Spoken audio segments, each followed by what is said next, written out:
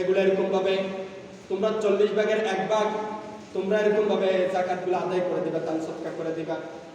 প্রিয় হাজিরিন, এরকম অলিগলিতে বলা শুরু করছেন আল্লাহ রাসূল সাল্লাল্লাহু আলাইহি ওয়াসাল্লাম, তোমরা যদি এই যাকাতগুলো আদায় করে দাও, তোমরা যদি এই দান সদকাগুলো যদি করে দাও, তাহলে তোমাদের এই মালের হেফাজত আল্লাহ তাআলা নিজে স্বয়ং করে দিবেন। আল্লাহ তাআলা তোমার মাল সম্পদকে হেফাজত করবেন এবং তোমাদের এই সম্পদগুলা তোমাদেরকে এরকমভাবে তোমাদের ধ্বংস হয়ে যাবে না, এগুলা আগুনে পড়ে যাবে না, এবং কি তোমাদের কোনো চোর ডাকাত তোমাদের এই সম্পদগুলো নিয়ে যেতে পারবে না। যে তোমাদের এই যাকাতগুলো আদায় করার পর তোমাদের সম্পদ যা থাকবে এগুলার হেফাজত কে হবে?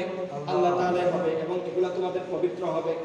এবং তোমরা যদি এই টাকাগুলো আদায় করার পরে, এই দিনার দিরহামগুলো আদায় করার পরে তোমাদের সন্তানগুলোকেও তোমরা মানুষ করতে পারবা, তোমাদের সন্তানগুলো চোর বাটপার হবে না।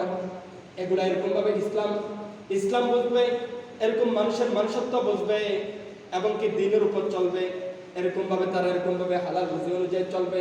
তারা 2 নম্বরই করবে না, কিছুই করবে না। এরকম যদি তোমরা করতে পারো, তোমরা যাকাতগুলো আদায় করে দাও। অলিগলিতে কে বলে বলেন না? বিশ্বনবী হযরত মুহাম্মদ মুস্তাফা সাল্লাল্লাহু আলাইহি ওয়াসাল্লাম বলতেছেন, এই কথাগুলো বলতেছেন। একজন ইহুদি মহিলা সে এই কথাটা শুনলো, শোনার পরে সে একটু চিন্তা করলো, আমার সম্পদগুলার হেফাজত যদি মুহাম্মাদের রব যদি হয়ে যায়, আমার তো আর টেনশন নেই।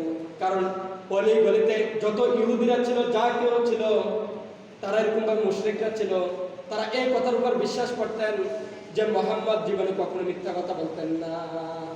মুহাম্মদ সাল্লাল্লাহু আলাইহি ওয়াসাল্লাম, মুহাম্মদ যার নাম মুহাম্মদ, সে জীবনে কখনো মিথ্যা কথা বলে না। এটা মদিনার অলি গলিতে মুশরিক, ইহুদি সবাই এই কথার উপর বিশ্বাস ছিলেন। মুসলমান, আজকে তোমার মধ্যে বিশ্বাস নাই, তুমি হোটেলে ঢুকো, তোমার মধ্যে বিশ্বাস নাই, কিন্তু ইহুদিদের মুশরিকরা তাদের মধ্যে এই চেতনা ছিল, মুহাম্মদ যে কথা বলবে এটাই 100% সত্যি। এই কারণে তার নাম আমিন বিশ্বস্ত।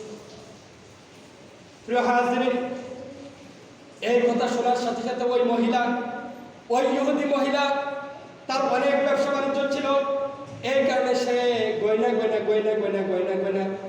আমার কত টাকা, এরকমভাবে আমার কত দিনার, আমার কত দিরহাম, স্বর্ণ রূপা যেগুলা আগের জামানায় দিনার দিরহাম এগুলা ছিল, এই কারণে মহিলা হিসাব করে এই ইহুদি মহিলা হিসাব করে তার যত টাকা যাকাত আসে সবগুলা দিয়ে দিলেন। প্রিয় হাজিরিন, মদিনার অলিগলির মহিলারা তারা এরকমভাবে ওই ইহুদি মহিলাকে ধরা শুরু করলো, তুমি যে যাকাত দিলা, তুমি তো মুসলমান না, তুমি কেন যাকাত দিলা?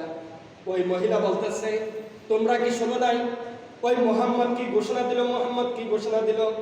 মুহাম্মদ ঘোষণা দিছে, যদি তার মালের, তার সম্পদের যদি যাকাত দেয়, তাহলে ওই মালের হেফাজতকারী ওই মুহাম্মাদের রব হয়ে যাবে। তুমি কি শোনো নাই? এই মালের হেফাজত করবে, এই কারণে আমার যত সম্পদ আছে এগুলা হিসাব করে আমি যাকাত আদায় করে দিলাম। একজন ইহুদি মহিলা, মুসলমান মহিলার কথা বলতেছেন, কার কথা বলেন না? ইহুদি মহিলা। প্রিয় হাজিরিন, তারপরে সিরিয়ার উদ্দেশ্যে মদিনা থেকে কাফেলা গেল, যেরকম ভাবে ব্যবসা বাণিজ্য করবে এবং মালগুলা নিয়ে আবার মদিনায় ঢুকবে। কারণ মদিনার মুসলমানদের, ইহুদিদের, মুশরিকদের এরকম ভাবে তাদের মালের বেচা কিনা ছিল সিরিয়া থেকে, এবং সিরিয়াতে সেখানে মাল কিনে আবার মদিনায় ঢুকত। প্রিয় হাজিরিন, ওই যে কয়েকদিন পরে যে মদিনা থেকে সিরিয়ার উদ্দেশ্যে গেল, সেখানে ওই মহিলার 100 উটনি এরকম ভাবে তার মাল বহন করার অবস্থায় সেখানে ছিল। ওই মহিলার কত উটনি বলেন না? 100 উটনি ওই মহিলার ছিল সেখানে। কোথায়? সিরিয়াতে, মদিনা থেকে সিরিয়া গেছে। প্রিয় হাজিরিন, ওই মহিলা এরকম ভাবে তার মালগুলাকে বেচার জন্য আবার মাল কিনে আবার যাতে মদিনায় ফিরে, এই কারণে 100 উট নিয়ে এরকম ভাবে রওনা হলো, সেখানে ছিল। প্রিয় হাজিরিন, 3 দিন পর এরকম ভাবে খবর আসলো যে একদল লোক এরকম মদিনার মধ্যে আসা প্রচার প্রসার করলো যে আমাদের মালগুলা, আমাদের সম্পদগুলা ডাকাতে নিয়ে গেছে। একটা উর্বর জমি, সেখানে এরকম ভাবে ডাকাতে ধরলো আর সমস্ত মালগুলা নিয়ে গেল। প্রিয় হাজরিন, ওই মহিলা শোনার সাথে সাথে সে এই কথা মদিনাতে অলিগলিতে বলা শুরু করছে, আমার সম্পদ কখনো ডাকাতে নিতে পারে না, কখনো ডাকাতে নিতে পারে না। আর যদি নেয়, আমি মোহাম্মদের কলার ধরে বলবো, ও মোহাম্মদ, তুমি মিথ্যা কথা বলছো, তুমি মিথ্যা কথা বলছো।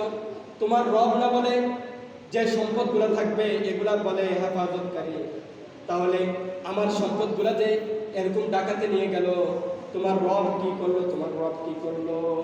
প্রিয় হাজিরিন, মহিলা এই কথা প্রচার প্রসার করে দেয়। প্রিয় হাজিরিন, এরপর যখন সূর্য ডুবার সময় হলো, ওই সময় ওই মহিলা দেখলো নিরাপদে নিরাপদে তার 100 উটনি যেরকম পাঠাইছে ওরকম সিরিয়া থেকে মদিনার মধ্যে ঢুকলো। ওই মদিনাতে থেকে সিরিয়াতে গেল, আবার সিরিয়া থেকে আবার মদিনায় মাল নিয়ে আসলো। 100 উটনিতে এরকম ভাবে যে সম্পদ আসার কথা এরকম সম্পদে আসলো, একটা কিছু এরকম ডাকাতে নিতে পারলো। প্রিয় হাজিরিন, যে ম্যানেজার আছে না, ম্যানেজার এরকম 100 উট পাঠাবে, একজন ম্যানেজার তো থাকতে হবে। প্রিয় হাজিরিন, তাকে জিজ্ঞেস করা হলো কি হলো? বলতেছে যে ওই যে প্রথম যে উটনিটা ছিল, সর্দার যে উটনিটা ছিল, এটার কারণে আপনার 100 উটের যে মালগুলা ছিল এগুলা হেফাজত হয়ে গেল।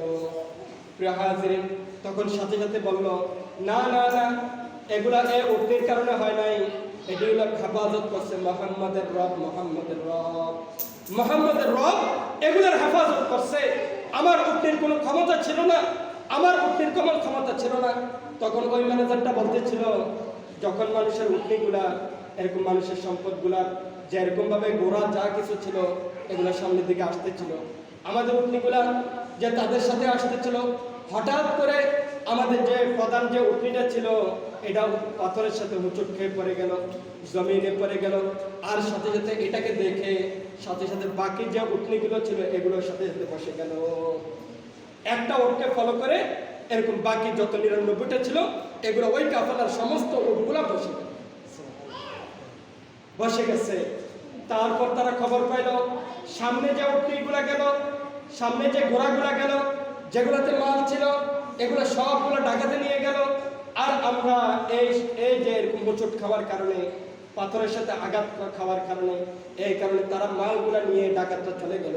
তারা মনে করছে আর কেউ নাই, এই কারণে আমাদের এই উটনির কারণে হেফাজত।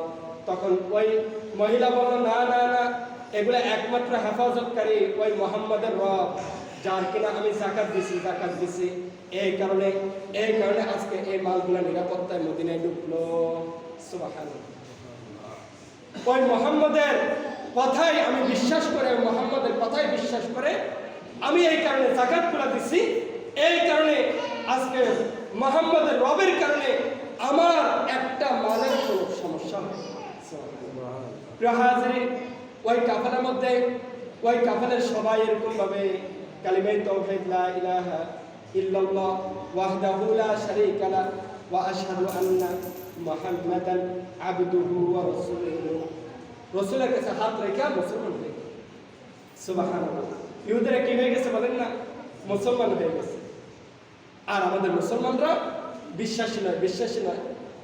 যদি যাকাত দেয়, যদি ফিতরা আদায় করে, টাকা যদি কমে যায়, এই কারণে ব্যাংকের